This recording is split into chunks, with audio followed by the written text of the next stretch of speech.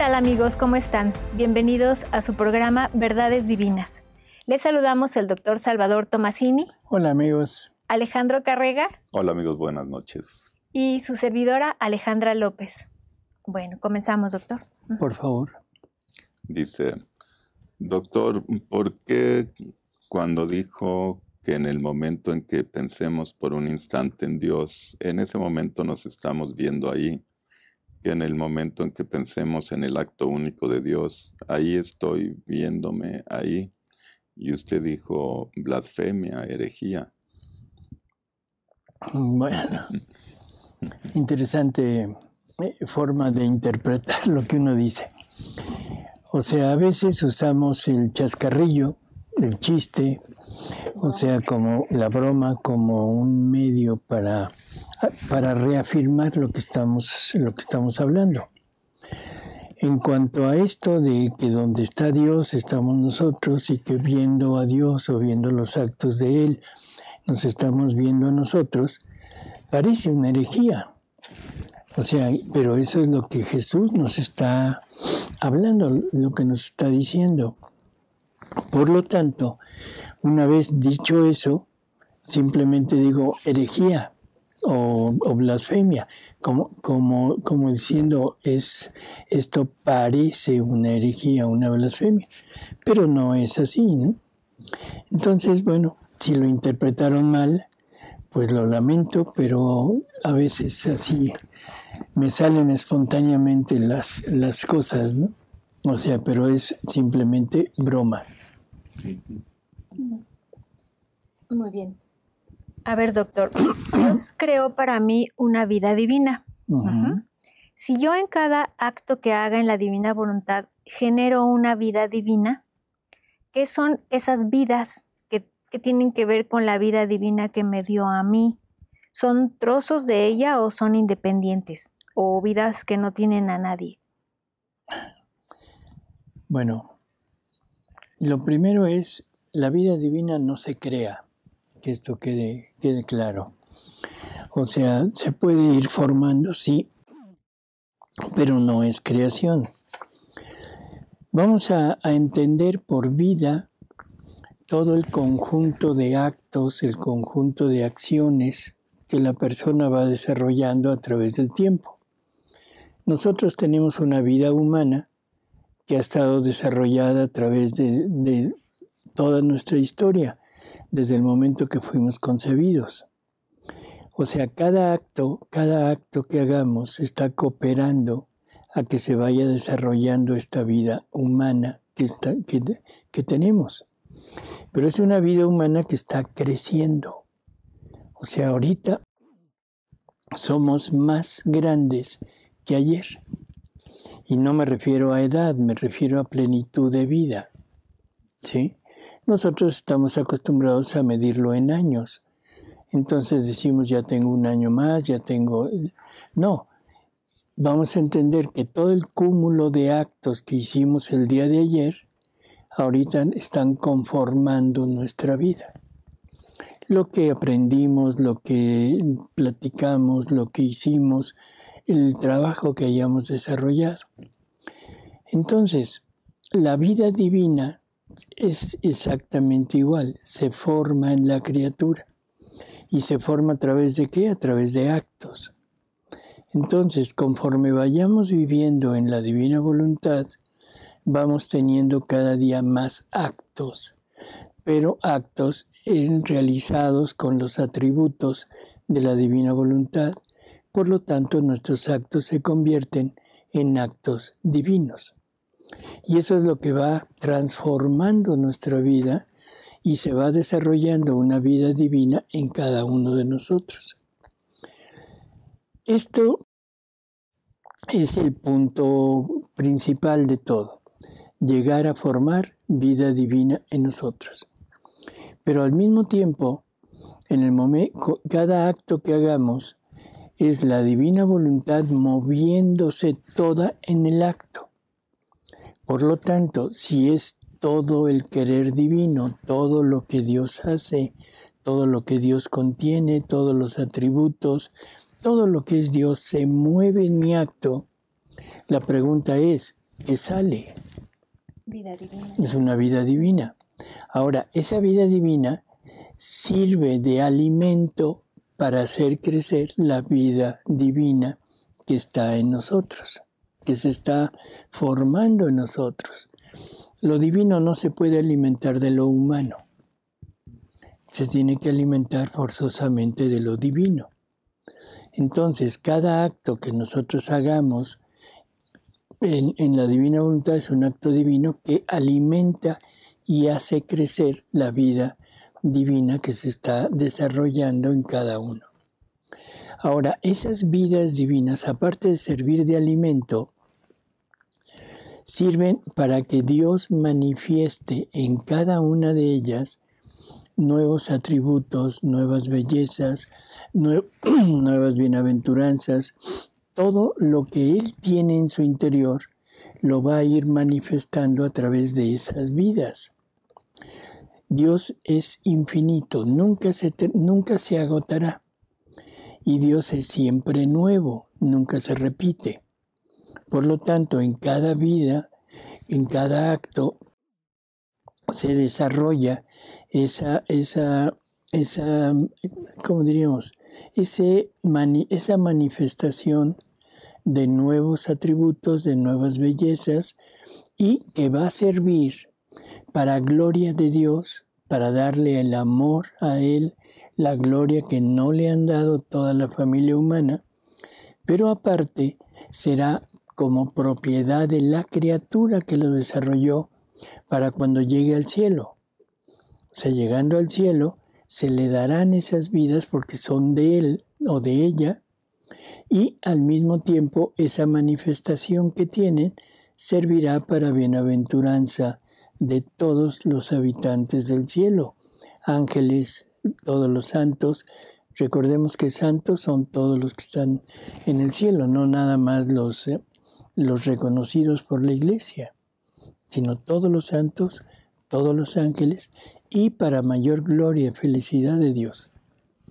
Entonces, esa es la diferencia. No sé si queda claro. ¿Sí? Esperemos que sí. A la persona que lo preguntó, ¿no? Bueno, es que sí. Va, mejor.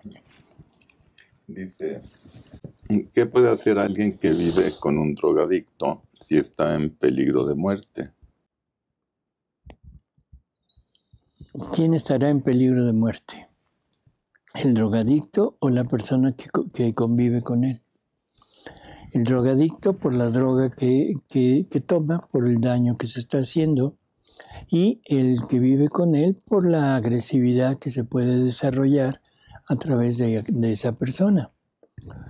¿Qué se puede hacer? Bueno, o sea, lo principal, por favor que se entienda, lo principal es vivir en la divina voluntad. Ese es el punto culminante, porque es la forma de hacer que Dios tome a su cargo la conversión de aquella persona. ¿Sí? Y eso es labor de la persona que convive. Ahora, ¿qué más se puede hacer? En momentos de lucidez, tratar de aconsejar, tratar de buscar algún tipo de remedio humano, internarlo en alguna clínica especializada, en fin. Pero eso es secundario. Lo primario es vivir en la divina voluntad. Y ahora, ¿basados en qué? Bueno, Jesús nos dice que al alma que llega a vivir en su voluntad, Él le va a conceder las más grandes conversiones. Puede ser que una de esas conversiones pudiera ser la persona drogadicta. Nada más.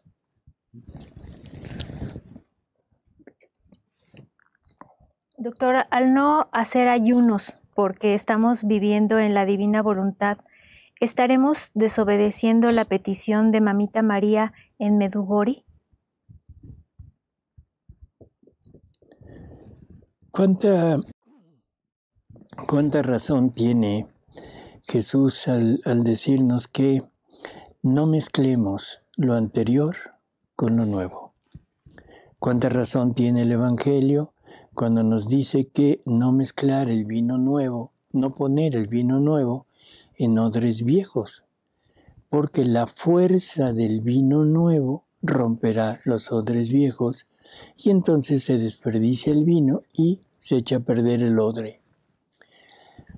Estamos en un momento en que incluso en el mismo Evangelio, y es el Evangelio que acaba de pasar hace 2 días, en que le preguntan eso a Jesús, o sea, los fariseos y discípulos de Juan, le preguntan y le dicen, oye, ¿por qué los discípulos de Juan y los fariseos ayunan y tus apóstoles no?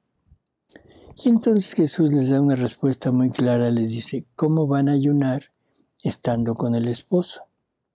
¿Quién es el esposo? Él.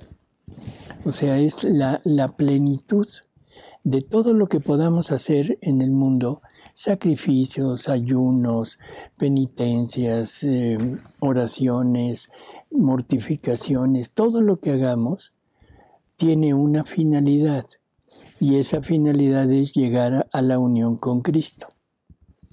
Entonces, si ya Cristo está con nosotros, ¿habrá necesidad de alguna de estas cosas? No, definitivamente no.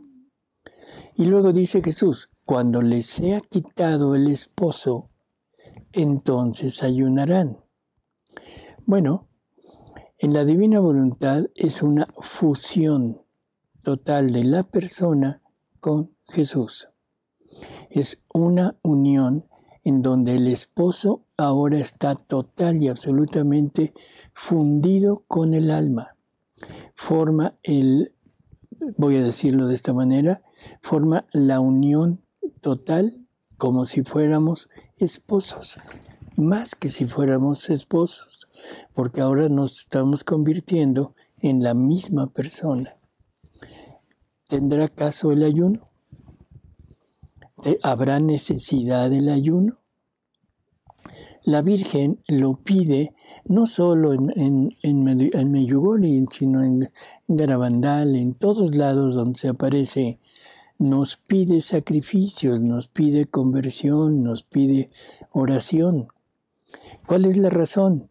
Que no estamos convertidos, que no estamos llevando una vida tal y como Jesús quiere, unidos a Él. Por lo tanto, nos está invitando a emprender este camino, que es un camino de acercamiento a Dios. Pero si ya estamos en Dios, si ya estamos total y absolutamente fundidos en la divina voluntad, conste que lo dije totalmente, verdaderamente fundidos en Él, el ayuno no tiene ningún significado. No tiene significado, porque siendo actos divinos lo que la criatura hace por medio de la divina voluntad que mora en él o en ella, entonces la pregunta es, ¿qué necesidad se tiene de llegar a eso? Y ya sé que luego van a brincar algunos y van a decir, Jesús ayunó. Sí, Jesús ayunó. Ayunó 40 días en el monte de las tentaciones. Bueno, y la pregunta es, ¿por qué? ¿Cuál es la razón de que Jesús, siendo quien es, haya ayunado 40 días? Muy sencillo, porque ahí era Jesús que nos tomó a todos nosotros pecadores, separados de Dios, y tuvo que vencer las tentaciones de toda la familia humana en ese momento. Por lo tanto, desde su naturaleza humana, una naturaleza humana perfecta, santa, pero que toma sobre de ella todos los pecados de toda la familia humana. Por lo tanto, está necesitado de este sacrificio. Así que no tiene nada de extraño que el mismo Jesús haya ayunado, pero desde este punto de vista. Y lo que sí debemos ayunar es de actos humanos. Claro, ayunar de nuestra voluntad.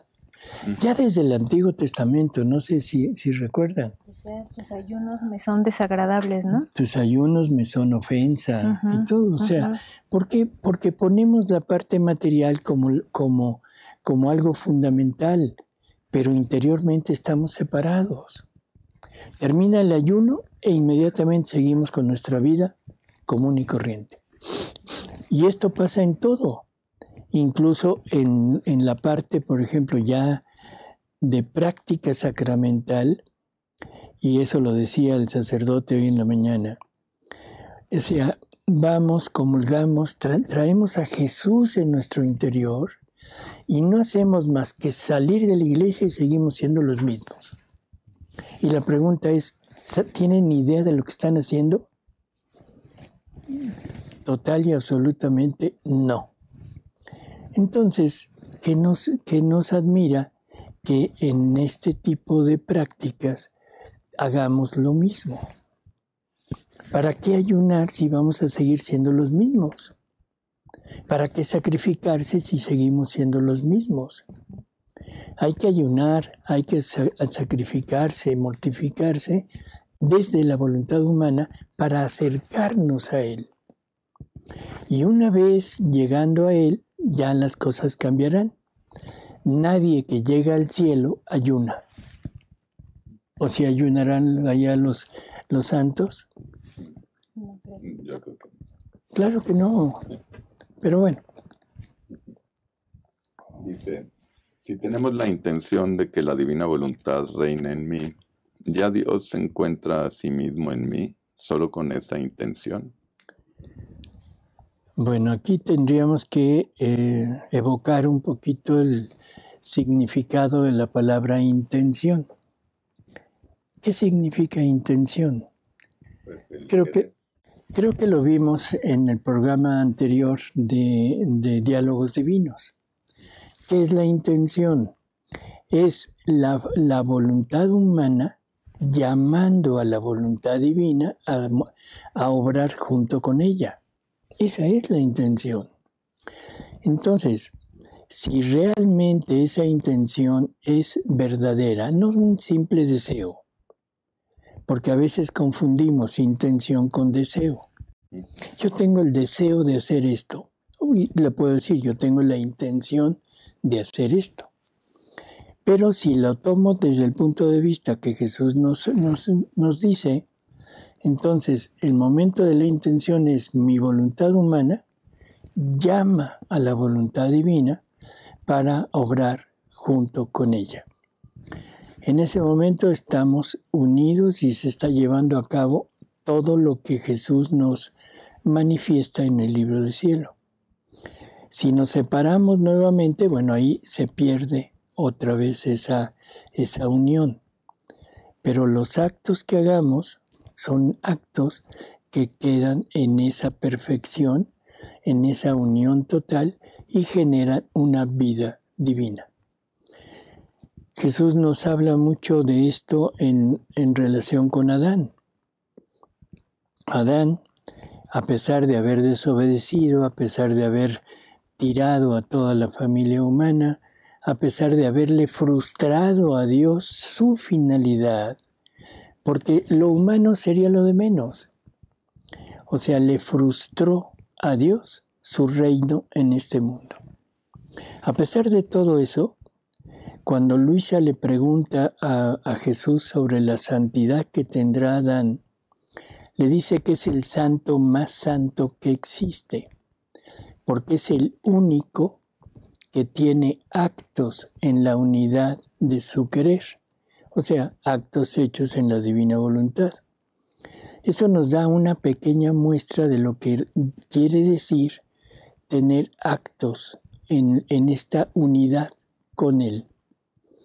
Más que cualquier santo, y todos los santos juntos no se comparan a la santidad de Adán, por tener un periodo de su vida, no sabemos cuánto, de vivir plenamente unido con Jesús. ¿Sí? Bueno, con la divina voluntad para que no haya problemas. Así que ese es el punto. En el momento que yo tenga la intención, en ese momento se está dando todo. Si me quito la intención, quito el llamar a la divina voluntad a obrar en mí, ahí se acabó todo lo anterior. Porque además la principal persona que le interesa que vivamos en la divina voluntad es Dios. Así es. Entonces, en cuanto ve que la criatura dice sí, luego, ¿verdad? No se hace esperar. Así es. Hay una lectura muy interesante en Luisa. Bueno, hay que verlo en forma global. Primero nos habla del desapego, de la mortificación, en fin, es toda una serie de requisitos para llegar a vivir en la divina voluntad. Pero ya en los libros un poco más allá del inicio, un día le dice, mira, ¿quieres vivir en mi voluntad? Si verdaderamente lo quieres, ya está hecho. O sea, nada más con la intención, claro, es ese llamamiento a la divinidad a obrar con uno. Que después me puedo salir, sí. Que después me puedo distraer y eso me puede llevar incluso al pecado, sí. Pero ya está conformado esa unión. Y poco a poco Jesús nos dice que una vez hecho el primer acto en la divina voluntad, ese acto servirá como de imán para atraer el segundo acto. Y esos dos actos ahora será un imán doble que atraerá al tercero. O sea, y esto creo que lo hemos pasado todos.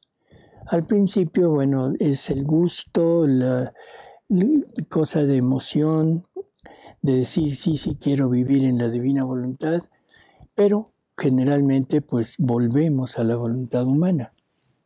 Poco a poco se va purificando esa intención y esos mismos actos van quitando el gusto de los actos humanos y va haciendo que sea más factible vivir en la divina voluntad.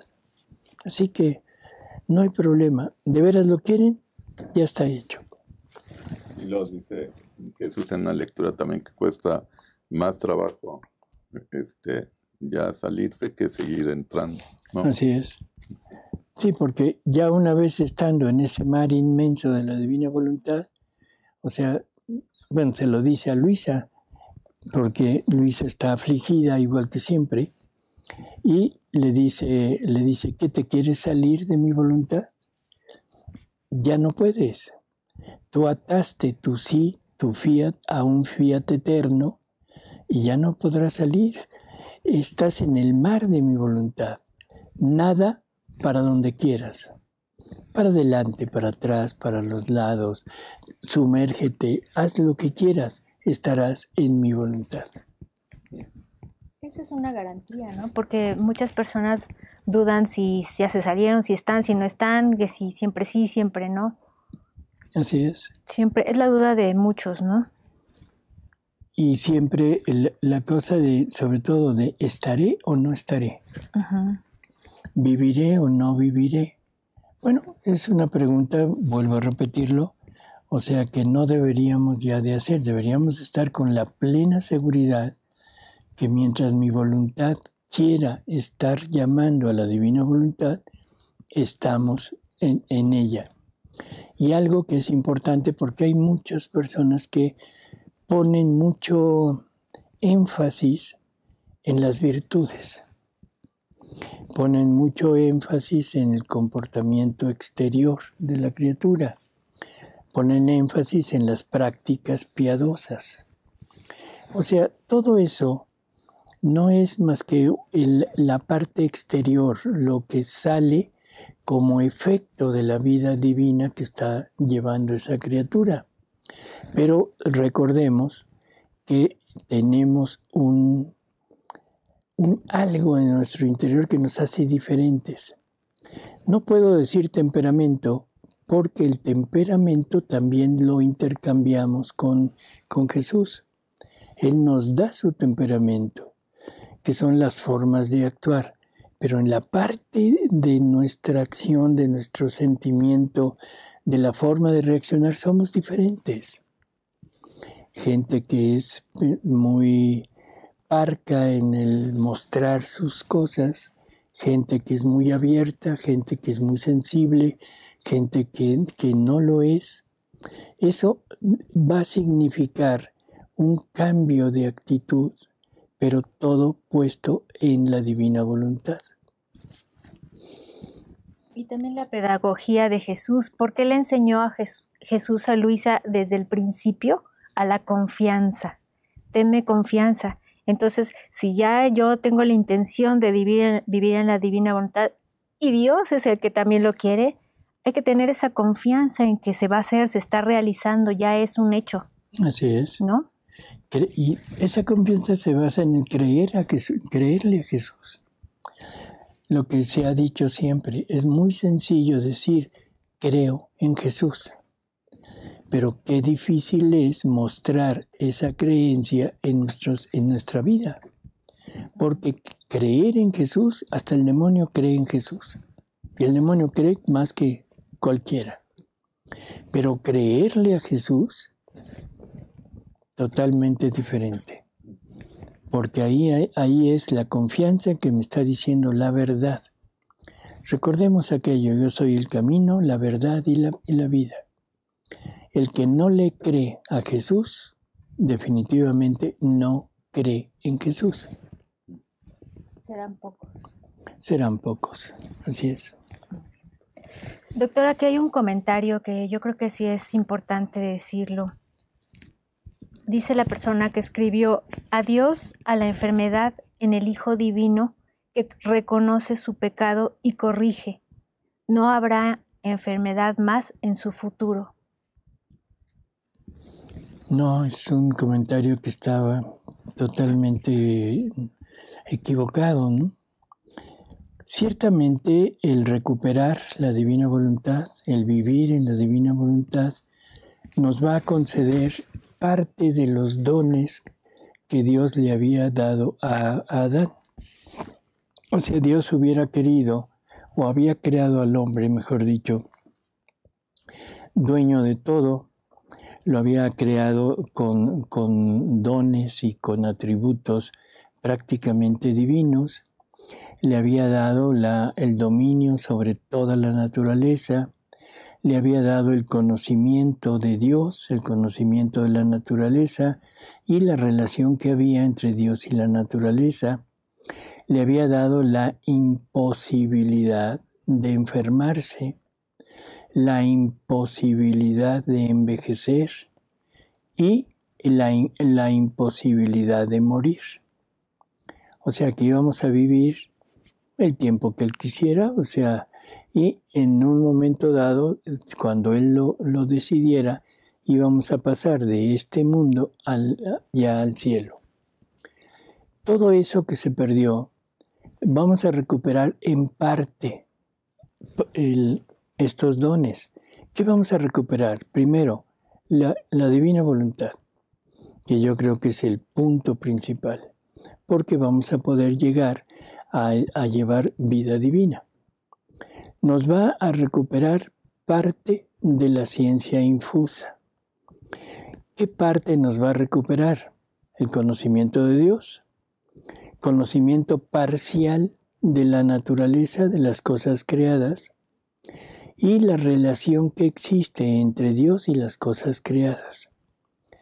O sea, ¿qué nos va a revelar? Bueno, de Dios tenemos prácticamente, yo diría, el libro del cielo, que nos habla de todo ese interior de la divinidad, de todo ese interior de Jesús, de cómo interactuaba su voluntad divina con su voluntad humana. Nos habla de todo lo que el Padre desea, de todo lo que el Padre es y de lo que sale del Padre. Nos habla del Espíritu Santo. Nos habla de esa relación de amor inmenso que hay de Dios entre ellos y al mismo tiempo hacia la criatura. Nos habla del deseo que tiene de una correspondencia, pero a la par de Él. Y nos dice que la naturaleza, todo lo creado, tiene un atributo de Dios que Él manifiesta a través de la cosa creada para que nosotros lo vayamos conociendo. Y al mismo tiempo sirve de vehículo para traernos su amor. Esa es como la primera relación de Dios con las cosas creadas y el ser humano. Pero al mismo tiempo nos pone a toda la creación, nos la pone para que nosotros podamos corresponderle a través de las cosas creadas, podamos corresponderle en amor y en gloria. Por lo tanto, estamos teniendo cierta participación de aquel conocimiento que tuvo Adán, pero no lo tendremos en totalidad. Entonces, se cumple de alguna manera el que somos dominadores de la naturaleza creada. ¿Cómo? La enfermedad ya entonces. Por eso, estamos tratando de ver qué dones tenía Adán. Esa ciencia infusa se nos va a dar en parte. Pero vamos entonces a poder vivir vida divina y poder tener esta parte del conocimiento. La enfermedad. Luisa se enfermaba. Luisa murió por una enfermedad. Querida por Dios, sí, querida por Dios. Todo lo que ustedes quieran, pero se enfermaba. Tan se enfermaba que en muchas ocasiones llegaba Jesús y Luisa incluso hubo veces que no podía atenderlo por los excesos de tos que tenía. En otra ocasión, el padre Aníbal de Francia, San Aníbal de Francia, que era el censor de los escritos, le escribe y le manda dinero para que recurra a las medicinas y al médico para sanar. Y Jesús luego le dice a Luisa, mira, agradécele al Padre, pero dile que yo me basto para mis hijos de la divina voluntad. Y así hay muchos puntos a través de la historia de Luisa en donde se muestra que ella verdaderamente se enfermaba. La enfermedad no se podrá volver a recuperar esa parte de inmunidad a la enfermedad. La muerte, dice Jesús, seguirá existiendo, pero ya no será una muerte horrenda como la actual. Dice, quedarán como esperando el momento de la resurrección. ¿Qué está diciendo? No habrá ya corrupción del cuerpo, podredumbre del cuerpo, y quedarán como incorruptos. Cuando menos eso es lo que manifiesta, ¿no? Y lo principal, estando en la divina voluntad, se quita total y absolutamente la posibilidad de pecado. O sea, no podrán pecar si se vive en la divina voluntad. Pero siempre existirá la enfermedad. Siempre existirá la enfermedad, el envejecimiento y la muerte. Por muy convertidos que estemos. Por muy convertidos. Hay otra cosa que hemos escuchado en algunas ocasiones, que al momento del reino, los niños nacerán inmaculados porque nacerán en la divina voluntad. No. Todos los seres humanos tendremos necesidad de la redención. Todos nacerán con esta ausencia original o lo que hemos llamado el pecado de origen. Y tendremos que pasar por una etapa de conocimiento, de conversión, de práctica y luego llegar a la divina voluntad. Y si queremos, podremos participar también de esto.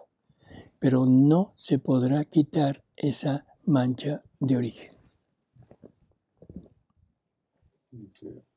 El Señor dice que está muy solo en la Eucaristía, pero usted dice que María es un eslabón junto con Él. Entonces, ¿María no lo está acompañando en la Eucaristía? O sea, por la indisolubilidad de la naturaleza divina, en donde está Jesús, está el Padre, está el Espíritu Santo, está María. O sea, no hay separación entre ellos. Esa soledad de la que habla es la soledad que él quisiera dejar, pero la soledad en la que lo dejamos nosotros, seres humanos, creados a imagen y semejanza de él. Esa es la compañía que él desea tener. No es que esté solo totalmente, nunca podría estar solo por esa unión tan íntima entre las divinas personas. Y María, lógicamente, se incluye en esa unidad porque tiene vida divina, ¿sí? Ahora ya se agrega otra persona más, que es Luisa. Porque Luisa, a pesar de haber nacido en pecado original, de haber necesitado la redención, llegó a vivir vida divina completa. Por lo tanto, ahora se vuelve también inseparable de Jesús. Así que solo, sí, porque nosotros lo dejamos solo. Solo en la parte divina, no, definitivamente no. Pero a él le duele mucho que todo lo que él hace, hizo y hará en la Eucaristía es para nosotros. Y entonces él se siente solo porque no puede encontrar personas que lo amen, que lo quieran recibir, y sobre todo, no es que lo quieran recibir nada más, sino que lo quieran conservar en su interior continuamente, sin distraerse. Y eso es lo que no hacemos. Inmediatamente nos dispersamos. O sea, en cuanto recibimos a Jesús, nos dispersamos. ¿De qué manera? Cantando, pidiendo, y en cuanto termina el sacerdote de impartir la comunión, continúa la misa y todo el mundo continúa. Anuncios parroquiales, o sea, con Jesús dentro, dejándolo solo. Esa es la soledad en la que está. Nosotros estamos oyendo de la próxima kermés, del próximo curso, del próximo lo que sea, pero Jesús en mi interior, solo. Termina la misa, termina la bendición, nos salimos y seguimos exactamente igual que siempre, platicando con las amistades, platicando las actividades, en fin. Entonces la pregunta es, ¿no le parece que Jesús está solo, aislado? No solo en la hostia, sino en nosotros.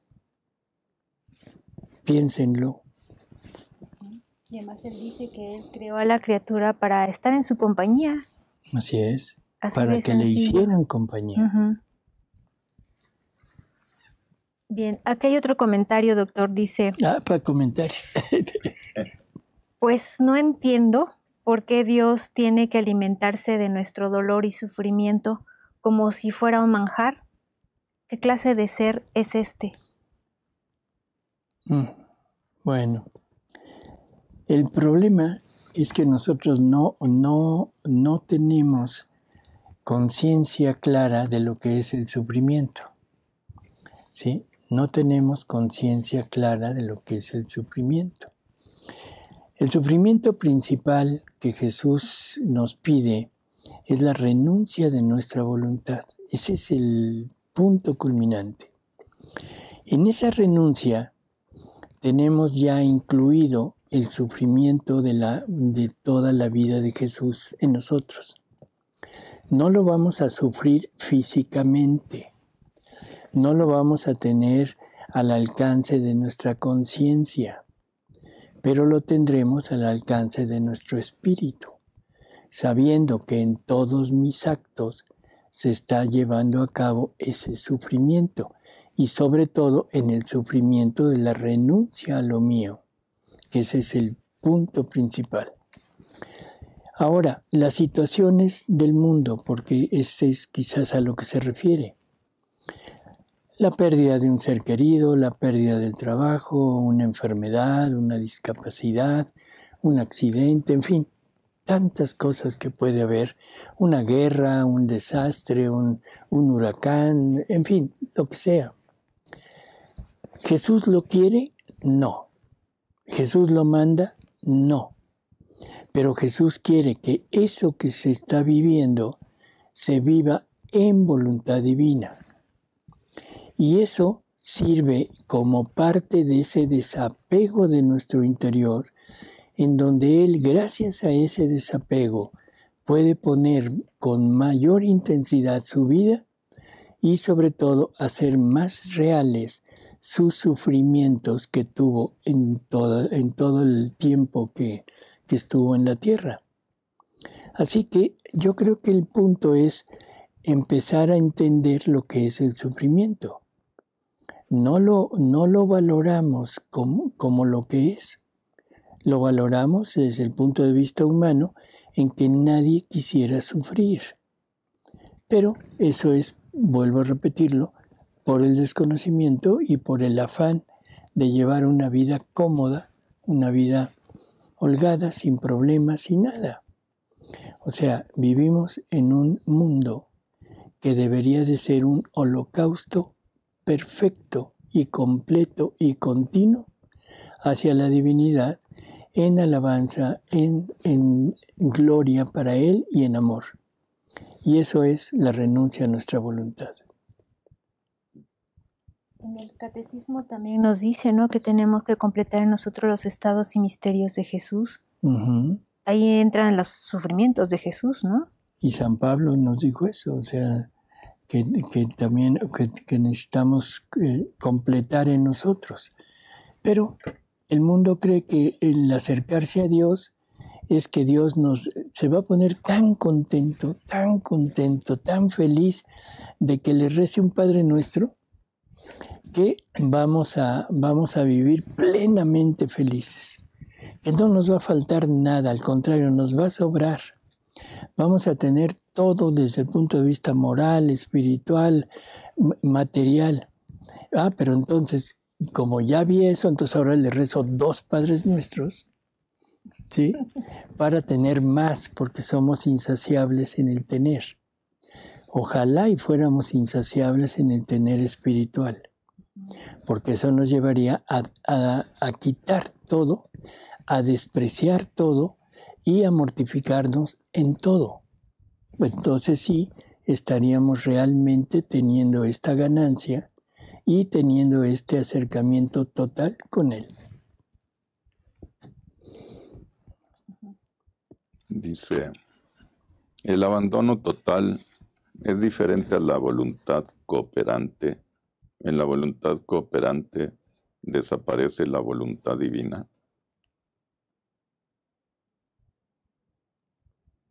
Ahora el que va a hacer una pregunta soy yo. ¿Qué quiso decir con esto? O sea, supongo que esta voluntad cooperante sería como la unificación de voluntades desde la santidad humana. No sé si lo estaré interpretando correctamente. Pues a lo mejor sí se refiere a eso. Porque, bueno. Porque dice cooperante, la voluntad sí. Cooperante, desaparece la voluntad divina. No, al contrario.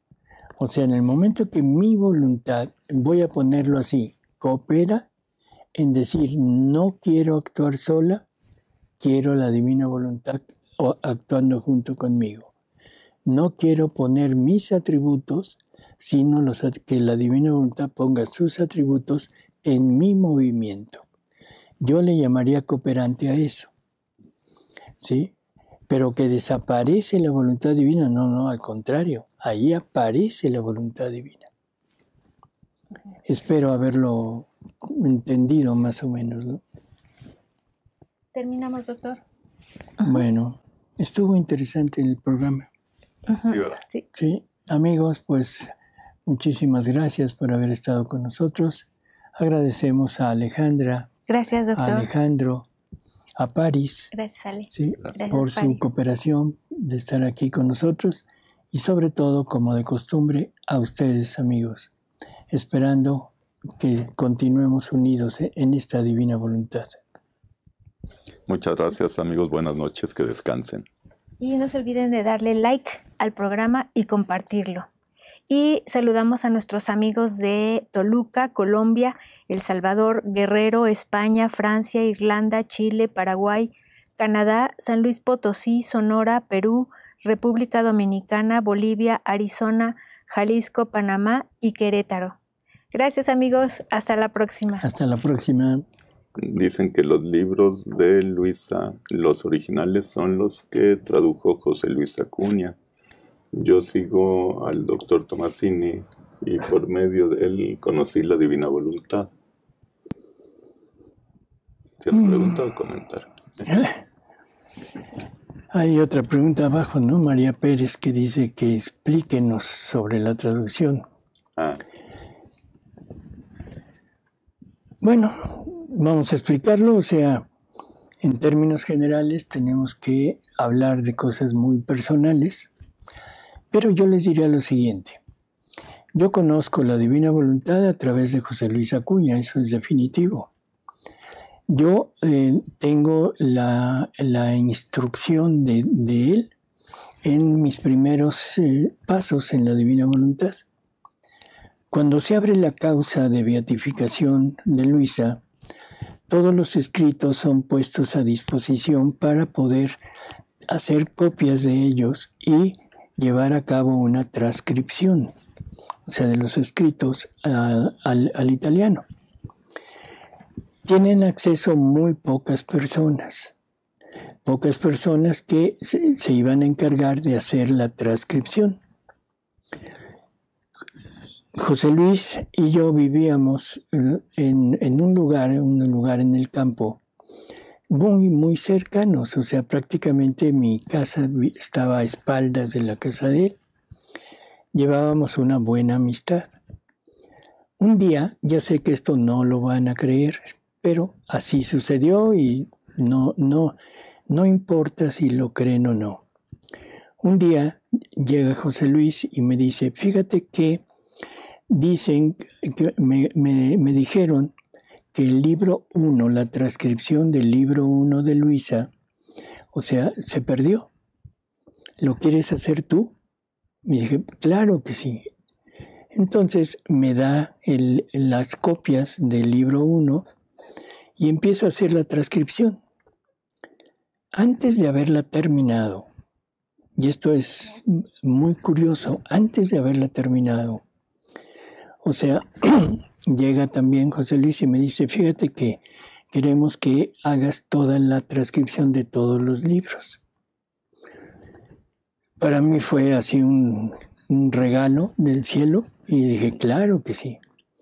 Entonces me da todos los escritos de Luisa para que yo empezara a hacer esta transcripción y se los mandábamos al padre Mike Adams en Italia, que estaba dentro del movimiento de la beatificación de Luisa.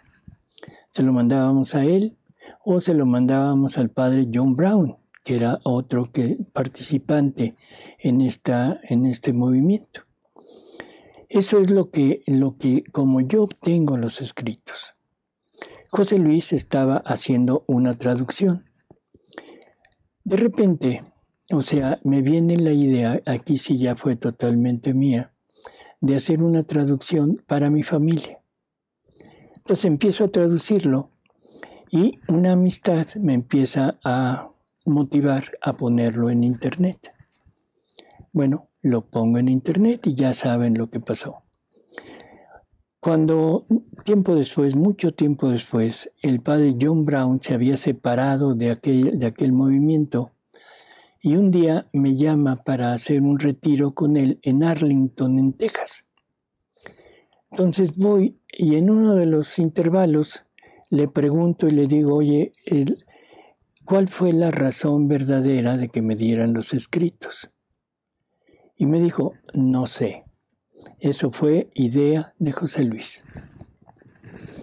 O sea, esta es como la historia breve, resumida de cómo es que tengo los escritos.